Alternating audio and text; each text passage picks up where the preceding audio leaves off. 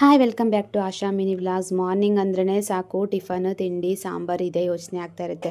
ನಾನು ಪೂರಿ ಮಾಡೋಣ ಅಂದ್ಬಿಟ್ಟು ಮೀಡಿಯಮಾಗಿ ತುಂಬ ಗಟ್ಟಿನೂ ಇಲ್ಲ, ಈ ಕಡೆ ಸಾಫ್ಟು ಅಲ್ಲ, ಮೀಡಿಯಮಾಗಿ ಕಲಸಿಟ್ಕೋಬೇಕು. ಯಾಕಂದರೆ ಚೆನ್ನಾಗಿರುತ್ತೆ.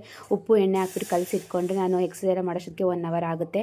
ಅವು ಕ್ಲೀನಾಗಿ ಚೆನ್ನಾಗಿ ಇದು ಚಪಾತಿ ಹಿಟ್ಟು ಸರಿಯಾಗಿರುತ್ತೆ, ಅವು ಉಬ್ಬಿ ಚೆನ್ನಾಗಿ ಬರುತ್ತೆ. ಸರಿ, ಈ ಕಡೆ ಸಾಗು ಮಾಡೋಕ್ಕೆ ಆಲೂಗಡ್ಡೆ ಎಲ್ಲ ಕೂವಕ್ಕೆ ಇಟ್ಟಿದ್ದೀನಿ. ನಾನು ಸ್ವಲ್ಪ ಜೀರಿಗೆ ನೀರು ಕುಡಿತೀನಿ. ಬೆಳಗ್ಗೆ ಎದ್ದು ಕುಡಿಯೋದ್ರಿಂದ ನಮಗೂ ಮೈಂಡ್ ಫ್ರೆಶ್ ಅನಿಸುತ್ತೆ, ಡೈಜೆಷನ್ನು ಜೀರ್ಣಕ್ರಿಯೆ ಚೆನ್ನಾಗಿರುತ್ತೆ. ಅದಕ್ಕೋಸ್ಕರ ಸರಿಬಿಟ್ಟು ಕುತ್ಕೊಂಡು ಸ್ವಲ್ಪ ಹೊತ್ತು ಕುಡ್ದಾದ್ಮೇಲೆ ನಾನು ಕಟ್ಲೆಟ್ ಥರದ್ದು ಮಾಡ್ತಾಯಿದ್ದೀನಿ. ಎಲೆಕೋಸಲ್ಲಿ ಎಷ್ಟು ಚೆನ್ನಾಗಿದೆ ಅಂದರೆ ಮಾತ್ರ ಫುಲ್ ವೀಡಿಯೋ ಅಪ್ಲೋಡ್ ಮಾಡಿದ್ದೀನಿ ಯೂಟ್ಯೂಬ್, ಒಂದ್ಸರಿ ಚೆಕ್ ಮಾಡಿ ನೋಡಿ. ಮಕ್ಕಳಿಗಾಗಲಿ ನಮಗಾಗಲಿ ಹೆಲ್ತಿಯಾಗಿರೋ ತಿನ್ಬೇಕು. ಇವಾಗೆಲ್ಲ ಅನ್ಹೆಲ್ತಿದ್ರೆ ಎಣ್ಣೆ ಕರ್ದಿರೋದ ತಿನ್ನೋದಕ್ಕಿಂತ ಈ ಥರ ಮಾಮೂಲಿ ತವ ಮೇಲೆ ಸ್ವಲ್ಪ ಎಣ್ಣೆಲಿ ಫ್ರೈ ಮಾಡ್ಕೊಂಡು ತಿನ್ನೋದ್ರಿಂದ ಚೆನ್ನಾಗಿರುತ್ತೆ.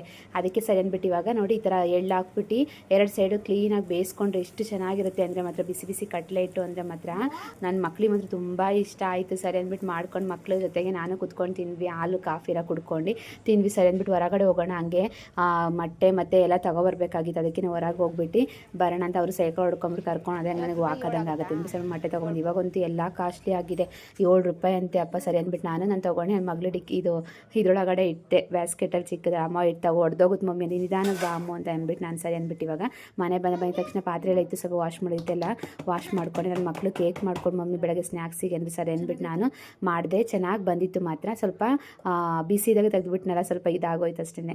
ಇವಾಗ ಊಟ ಬಿಸಿ